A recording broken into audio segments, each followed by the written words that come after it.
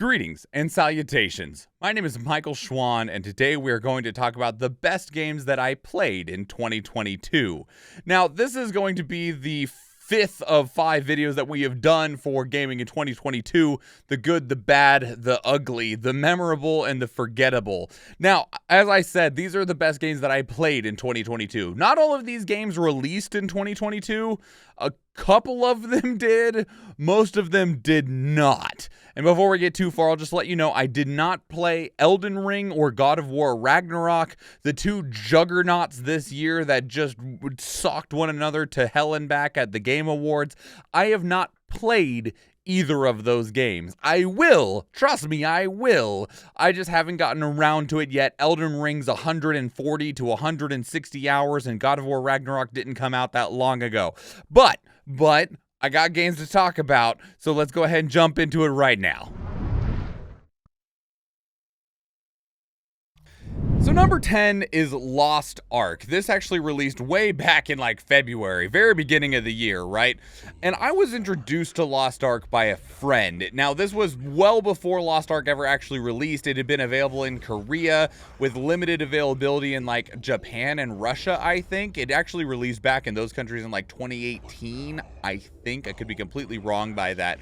And my friend was really hoping that it would come to the West. And it finally did after receiving a publishing deal from Amazon.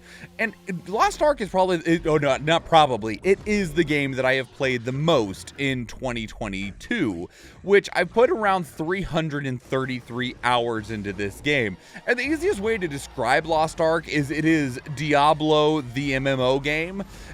So much of this game is just Diablo. If you've played an isometric action RPG, whether it's Grim Dawn or The Adventures of Van Helsing or Torchlight or whatever, you have played effectively the gameplay of this game. But it's also an MMO, so it's got this big massive world, this long continual story, lots of different continents with their own story arcs on them, lots of different characters, NPCs, side quests, reputation grinds, mini games, etc. And I really genuinely love this game. I thought that this game was fantastic, which is hilarious because the friend that got me into it that was super excited about it, he played it for like 20 hours and was like, it's not Diablo, it's not what I wanted. And I'm like, yeah, it's not Diablo, it's fucking great. Don't get me wrong, I like Diablo. But I really liked the story of this game. That's really what kept me going, is the character interactions, how much of it is voice acted, these really amazing cinematics, and they're in-game cinematics too. Like, don't get me wrong, Blizzard and Diablo, they do incredible cinematic work, but the fact that these were in-game cinematics using in-game environments with in-game character models is from a Korean developer, and Smilegate, I think is their name. And if you know anything about Korean games, everything in them is gorgeous, and that is true for Lost Ark as well. And it maintained a really good pacing going through it, which is unusual for MMOs, at least a lot of the ones that I have played over the years, to where it was like, it just really kept you hooked and kept you going and kept feeding you as much as you needed to just keep going. Game is also free to play, by the way. It has some monetization in it, but I don't feel like the monetization is too scummy with an asterisk on it. There's so much in this game, so much content, and I did almost all of it until we hit the point where the monetization kind of starts to kick in, which is the very, very end game. There are some end game dungeons, end game raids, and end game events. They are, and I mean end game. I had done all the stories, tons of the side content and stuff. We're talking about that high-end, highest tier difficulty grind type stuff that it was definitely easier if you would have spent some, dollary dues, but you don't have to get to that point. And that's about the point that I stopped, because one, the story had largely run dry at that point. And I dabbled in playing with some other characters and stuff, but it's always redoing the same stuff. But I liked a lot of what the game had, and I definitely think that it is a well-deserved spot as one of the best games that I played in 2022. Fury is number 9. Now, we do stream on Twitch, and part of our goals on Twitch is to hit these numbers of subs, and when we hit these goals, we let the community vote on what game we are going to play next. And it'll normally be a special stream. We try and play the whole game in one stream if we can, and we always choose 4 games that the community gets to vote between, and one of the votes was Fury, and it was tied with another game that actually isn't on this list. It's one of the other ones. It was tied, and our tiebreaker gave it to the other game.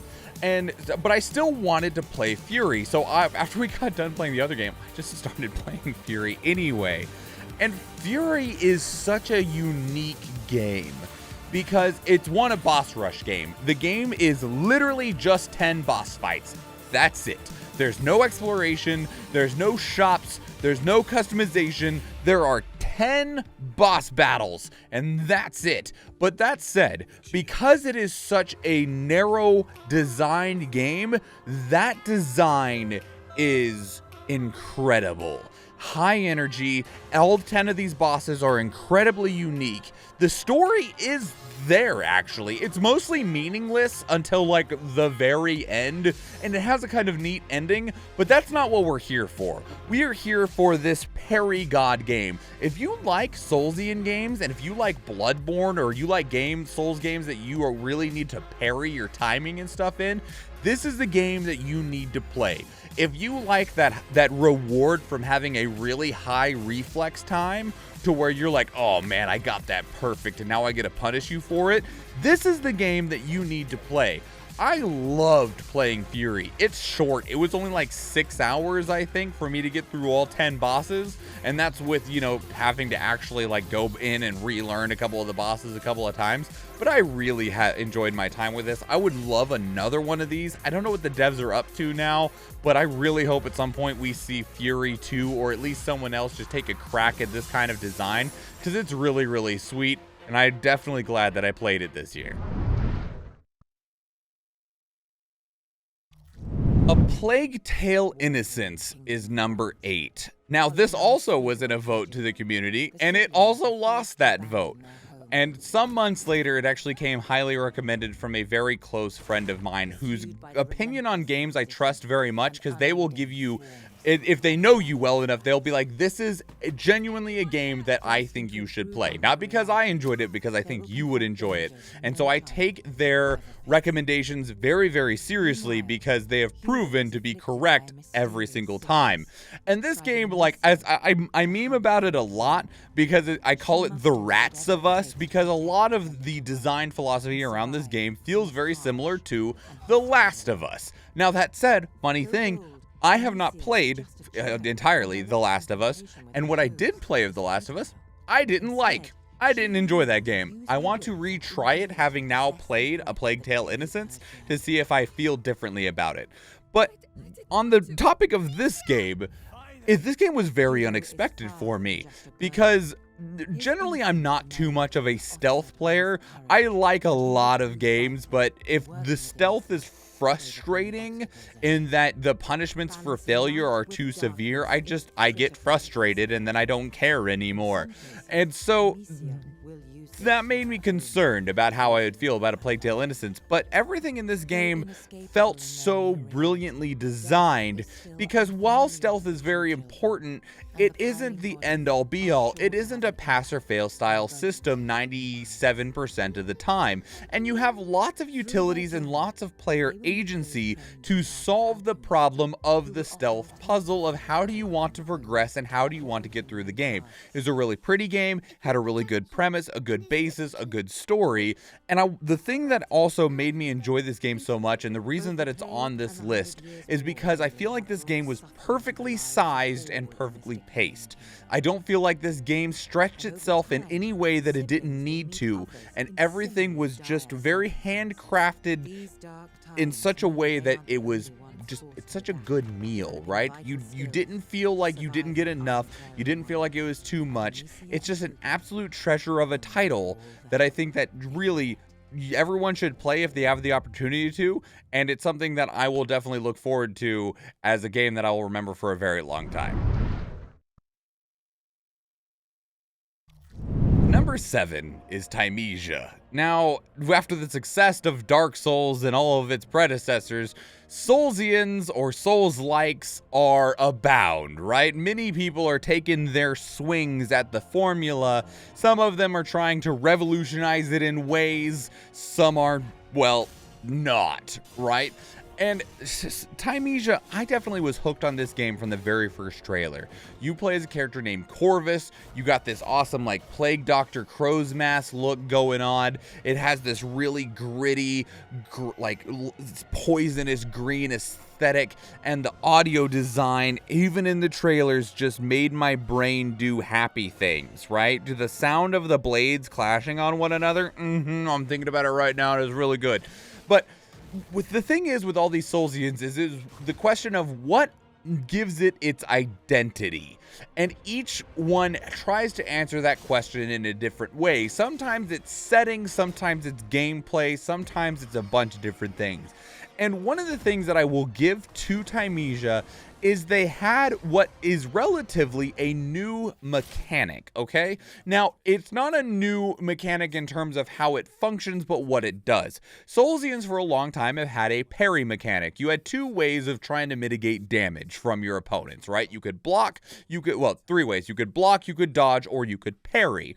And each of those had different things, right? Block was guaranteed. It would mitigate, but not completely negate damage. Dodge was the safe option of that if you timed it right, you would take no damage and could reposition yourself. And then there's parry. And the parry mechanic was a high risk, high reward function of if you get the parry off, you take no damage and generally open up your opponent for the ability to get like a visceral attack, a backstab, whatever, right? And get this big payoff for taking the risk of if I don't pass this parry, I get brutally maimed, right? And this game kind of wants you to lean into that very, very strongly, but they don't call it parry, they call it deflect, because in this game, enemies have combos, 1, 2, 3 combos, 3 hits. And if you parry the first hit, the combo doesn't stop. You did not parry their attack and open them up so that you can attack them. You deflected their attack from hitting you, but that doesn't stop the combo. That just, made the blade glance away from you so you didn't get hit. They're going to follow that up, and you need to deflect the second hit and deflect the third hit, which it's like, okay, well, what do I get out of that? You get damage out of it, which is cool. Yet their health bar goes down with every deflect that you get. So the better you get at this parry mechanic, there's still dodges in the game if you want that safer option. But the deflect mechanic is such a reward because, one, it just looks and feels awesome because it's like you're just getting every single parry and being rewarded for all of them. As you just deflect, you get this awesome audio design in your brain and there's sparks going everywhere, and you and the opponent are doing this awesome dance with one another as you just dance through one another's attacks, and you're seeing their health go down while the momentum of the fight never stops. Because in these other Soulsian games, you'll parry them, open them up, and stab them, and if they're not dead, then it resets to neutral, right? So you're like, all right, now we're back on this base footing. In Thymesia, with the deflect mechanic, the dance doesn't stop until someone's dead, and it feels so good. Now, that said, because of that, this game is definitely not for everyone. Even Soulsian fans, I've talked to a lot of them. Some of them were like me and like, oh man, this game was so good. And other ones are like, no, I just did not like this game. And I get it, right? One of the last things I also want to say on this game is that it ran incredibly well. We ran this game at full 4K, everything at max, and it didn't care. It was like, I'm optimized to run super well. Even on, like, I got a 3070, so I'm not even rocking like crazy I'm not cranking a 4090 or even a 3090 out of this. And it was just like, nope, we optimized our game to run super smooth, and it always felt super smooth, which was really important considering the way that deflect mechanic worked. This game was so much fun, and I'm really, really ready for whatever is the next game that is coming out of this studio. So this one is easily the biggest surprise for me this year, and that is As Dusk Falls coming in at number 6. Now, every Saturday I stream on, I don't stream. I am on my wife's stream, Athena_Latina. Highly recommend it. Incredible content creator. Go check her out. But so we stream the Scooby Squad, where we are doing these collab games with us and our friends, and we're playing these 4-player games. And one of the games that came out on Game Pass was As Dusk Falls, and we just got a bug in it to try it, and it ended up being one of my favorite games this year. It's on number 6 because it's not one of the best games that I played this year. I mean, it's on this list because it is one of the best, but it didn't make it higher on the list because you'll see. Well, we'll get there. But it is easily one of the God, this is one of the best games that I played this year, and it was so cool because I'd never seen anything like it. Ultimately, like, if you want to really boil it down to the very, very base, this game's a visual novel, okay? But don't let that dissuade you, because it has tons of paths, whole bunch of different possibilities and storylines. Think of, like, supermassive games. If you played any of, like, the Dark Pictures anthologies, Man of Medan, Little Hope, House of Ashes, The Devil in Me, or if you played their other games like Until Dawn or The Quarry, think kind of like those games in terms of, like, story options of what that storyboard might look. And when you get to a point where there's a decision to be made, right? Kind of like supermassive games of, like, do I grab the med kit or do I grab the flashlight?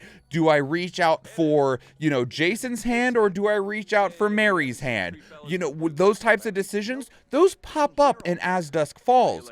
But if you're playing it with a group of friends, you all vote, and a little timer ticks down. It's like, you have 10 seconds. Do you want to vote to go for the knife or the gun, you know, or do I want to stay or do I want to run?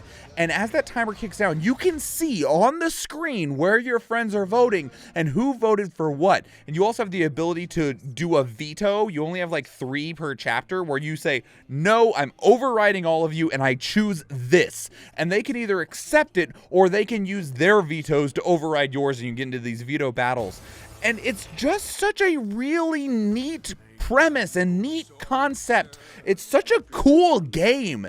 And even beyond that, like, it's got this really cool, beautiful visual painted artwork style of the actual individual scenes, and it's got a really gritty and real story with very flawed characters that you can tangibly feel, and you can see and hear what they're going through and how they're struggling with the moment-to-moment decisions of these really unfortunate circumstances that they have all found themselves in. And it's just so captivating, unlike anything that I had ever played before. It's such a unique experience, and I highly recommend, if you can get a couple of people together to play through it with you. Like I said, it's on Game Pass, so if you have a Game Pass subscription, boom, bam, go play it. And even when we got done with it, like, it was like, oh man, I'm getting tired. We need to stop the stream, everybody. We all need to pumpkin and go to bed, right? We didn't want to stop. We were all itching for it to get to the next Saturday so that we could play this game again, because we did not want to stop until this game was finished. And it is something that I cannot wait for them to do another one. I want, it doesn't need to be As Dusk Falls 2. Make it a unique story. It could be a continuation. It could be a completely different setup. I want another game just like this one, because it was such an enjoyable experience, and it absolutely is one of the best games that I played in 2022.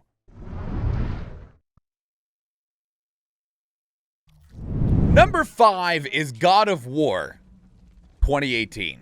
I did not play Ragnarok this year, as we talked about at the beginning of the video. I will get around to it, but we didn't play it. We actually had a channel point redeem in our Twitch chat. It cost a crap load of points. Somebody redeemed it for us to play through God of War. I did so. I'd heard good things about it. I'd actually owned the game for a while. I'd owned it on my PlayStation 4, but the main fan of my PlayStation 4 went out, so it ran like ass. My PlayStation 4 overheats after like 20 minutes. Most games are completely unplayable. I suffered through it for Final Fantasy VII Remake anyway, because I wasn't gonna not. I do have a PS5 now, but by the time we played God of War, it was already available on PC. I still played it on my PlayStation 5, especially because God of War got his PlayStation 5 patch. And let me tell you, I understand why this game is the game that it is, right? I understand why people were talking about it and why people were so hyped about Ragnarok, and I get it. I do have one major complaint about this game, and that's the lack of enemy variety, especially in the bosses. Like, I do not want to fight that troll ever again, and I know it's in Ragnarok, and I'm going to hate fighting it again. But regardless, I understand everything else. This game's combat is actually really, really good, and it's like if you tried to make a Soulsian game more action-y, which is cool, which, you know, right on. And the Valkyrie fights are awesome and incredible, and the Valkyrie Queen is probably one of the best fights in video game history. Absolutely phenomenal. But that's also not the reason that this game is good, right? This game is also good because of its story, and it's not about, like, previous God of War games, it wasn't about the story, right? The original God of War game, you're like, I guess there's a story, whatever, we're killing gods and stuff, but it's really about me just hacking dudes up and seeing red orbs blow out of them and stuff. No, the story in this game is easily one of the things that makes it the experience that it is, and it's everything from the script, the narrative, the way that it's told. One of the other things about this is the facial details, which for so long, emotion in video games was either just strictly about the script or about the voice actors, right? If the voice work was really good, they could convey emotion that the graphics could not. And God of War is one of the first games that I've played where that wasn't true anymore, where you could have characters say nothing and the emotion was palpable. You could see how they were feeling, and it didn't need to be in a pre-rendered cutscene or anything like that. It was just in the game itself, and that was one of the first times that I was like, wow, okay, I get it. That's one of the main reasons for me that this game is so notable, because there's moments in this game, I won't say anything about like story beats because I don't want to spoil any of it, but there was things in the game that I'm just like, they didn't say anything, but I can see it and I can feel it. And that's not something that is necessarily as easily palpable in games that didn't have this level of detail and refinement. And so I don't know how God of War Ragnarok will be able to compare to this one. I've heard what people have said, I've read the reviews, but I don't know if it can wow me the way that God of War 2018 did, and I truly will probably cherish it as a game forever moving forward for these specific reasons. If we want to talk about another game that I was hooked on from the very first trailer, that is number 4, which is Signalis. Now, I don't know where this game came from, but I'm conflicted about how I feel about it, okay? It's on this list. I liked it, but this game was so unsettling. I've played some horror games and I've like, and jumped and screamed and stuff, right? But this game was unnerving. I was constantly just felt like somebody had a grip on my spine. Not like something was gonna jump out and scare me. To just like constant anxiety and tension gripped from neck to tailbone on my spine. And it was awesome, but awful, okay? It's an old school Resident Evil style game. It's an isometric camera with pixel art, and it's amazing what they were able to achieve in terms of atmosphere and tone with that type of gameplay design, right? They didn't need hyper detailed gore, hyper incredibly handcrafted environments where every single strand of viscera has been placed by an artist. No, it's just pixel art, and it has a basis of like the King in Yellow and stuff with these otherworldly themes, and it's got this unique world, kind of a hard to grasp story, but if you know anything about the King in Yellow, then that probably shouldn't surprise you too much. But the ultimate premise and setting are cool, and I just found it so wild, okay? Like, because for what it looks like, the experience that it delivers, unlike anything else, I loved it immensely. I will say I would have one gripe, and this is a very minor spoiler, and that is that the game has a fake out ending. So if you get to an ending and you see the credits roll, the game's not over. It's just a heads up. I really fucked up when it came to that fake out ending. So understand that if you see the credits the first time, you're not done. You need to hit play or exit or whatever. I forget how it's supposed to work. Just be aware there's more game. If you, after the first time you see the credits, you're actually only about 2/3 of the way through it.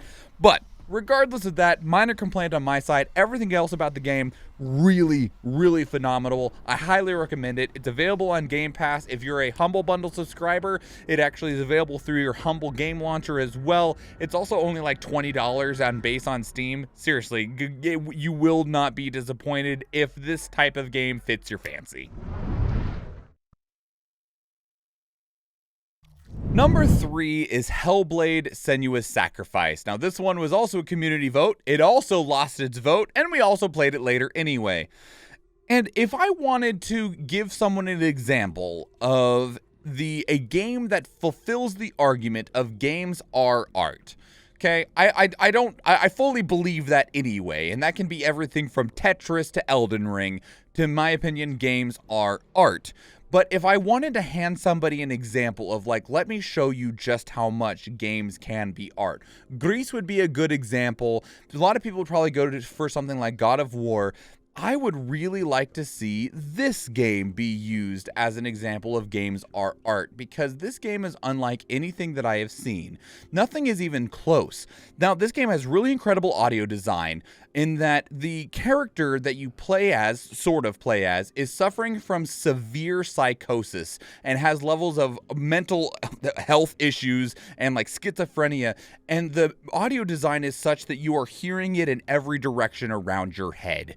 And it's crazy. And because of the way that that mental psychosis is presented in this game, it is such a trip for you because it makes you question you have an unreliable narrator in the main character of Senua, and you're not even sure if you exist, because it kind of seems like you might exist in this game, you yourself as a person, but maybe you don't. It's got such entrancing visuals, great writing, really good acting, and the combat is a visual spectacle.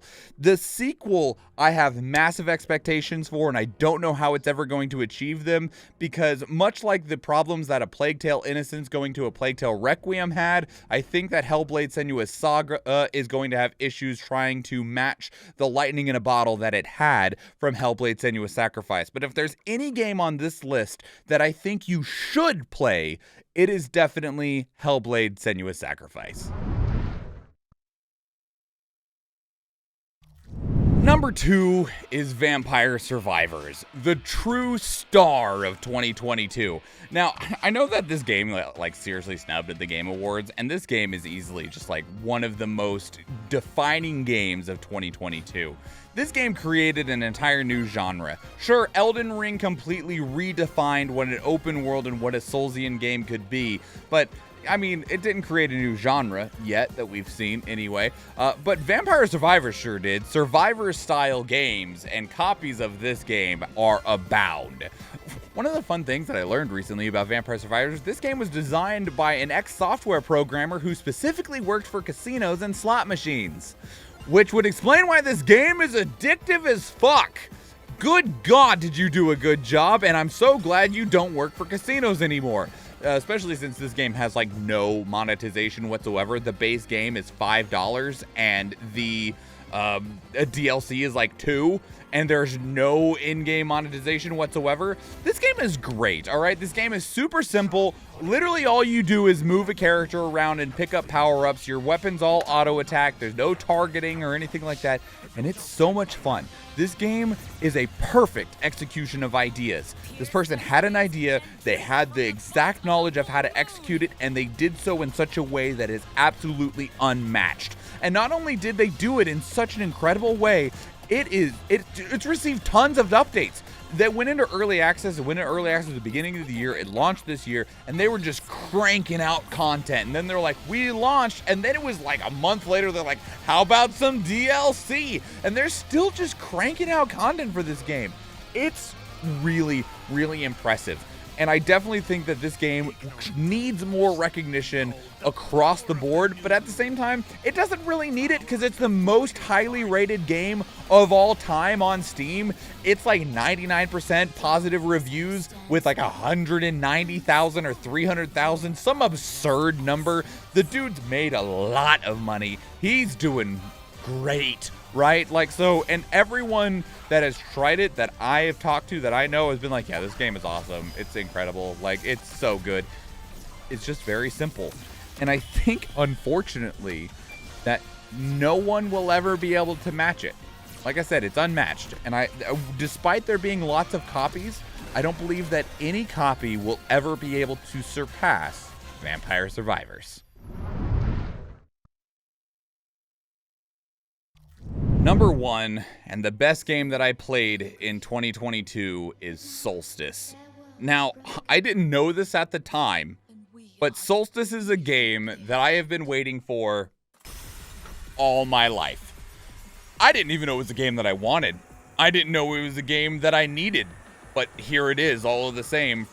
It's the first like major release out of a basically brand new studio that's released a mobile game and a small Nintendo Switch game that didn't do super well, and then they showed up with Solstice, and I was like, wow, okay, here's a game that can define just like everything that I freaking enjoy. The easiest way to describe Solstice is if you took Devil May Cry and Bayonetta and smushed those two games together, and they had a baby, and that baby grew up and got really, really into the anime/manga Claymore, okay? That's what you got. You got this really cool character action spectacle fighter, but you got a lot of like the camera work of Devil May Cry, but the kind of weapon switching and interactivity and the fighting of Bayonetta, all with this awesome Claymore paint on it.